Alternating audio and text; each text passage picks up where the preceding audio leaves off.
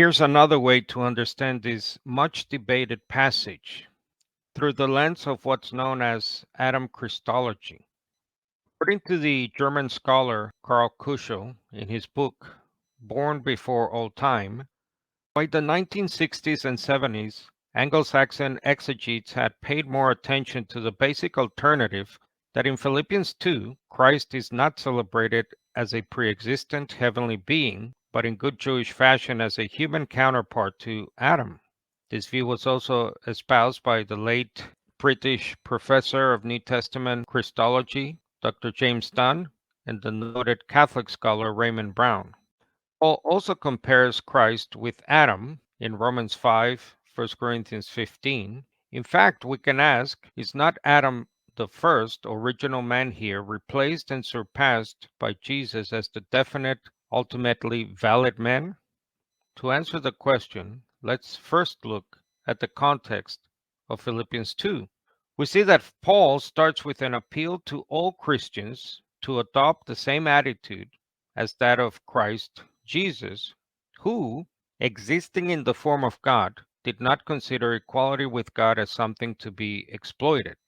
Some translations render the Greek here as a past tense in verse 6 that Christ Jesus was in the form of God, which feeds into the incarnation myth that says Paul was actually referring in this whole passage to Jesus before his virgin birth.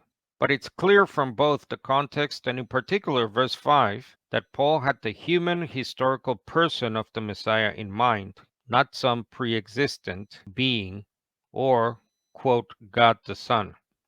Instead, it is the human historical Jesus that all Christians are supposed to model their behavior and mindset after, according to Paul. Dr. James Dunn, Christology in the Making, says that as 1 Corinthians 15:45 and following verses insists, the temporal order is clear. Adam first, Christ second, Christ is last Adam, Adam precedes Christ. Adam was not a copy of a pre-existent Christ, but a type of him who was to come, as Paul says in the letter to Romans, chapter 5, verse 14. In point of fact, in earliest Christian Adam theology, Christ always presupposes Adam. Christ's Odyssey presupposes the plight of Adam's offspring. With this view in mind, the contrast with the first human, Adam, can easily be seen throughout Philippians 2. So first, Jesus is said to have existed in the form of God. That is, Jesus looked, sounded, acted like God during his ministry. Likewise, we see that Adam was originally made after the image of God, which means without sin, with the authority to rule creation, etc. In the New Testament, the words form and image are used as near synonyms. In Colossians 1, Colossians 3, Philippians 2, 2 Corinthians 4, and other places throughout the letters of Paul. Thayer's lexicon on the Greek word morphe defines it as the form by which a person or thing strikes the vision, the external appearance. Children are said to reflect the morphe of their parents.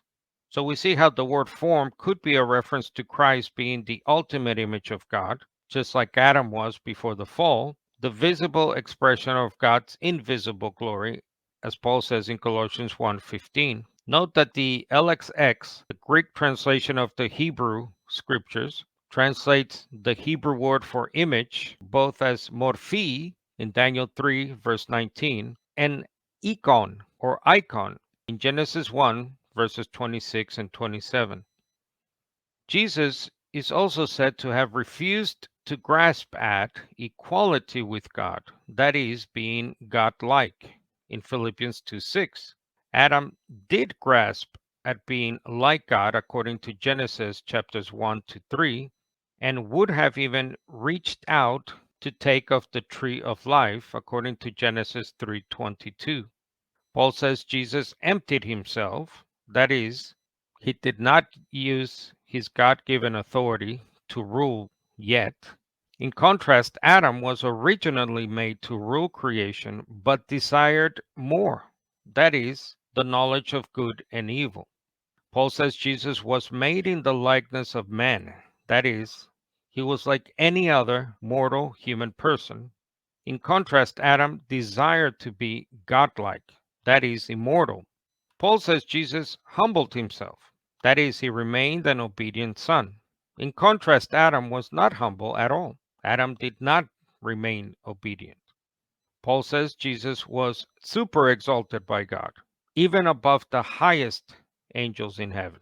In contrast, Adam was brought low, literally back down to earth, to the dust of the ground.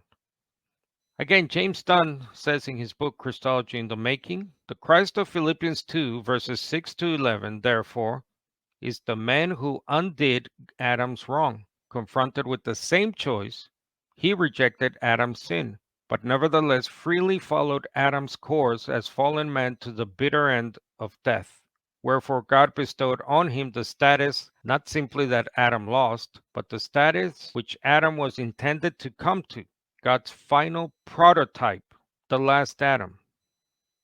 So the moral of this story can be summed up as follows. Paul's main point is to warn those Christians not thinking Christ-like to think and act like Christ, lest they end up like the first Adam.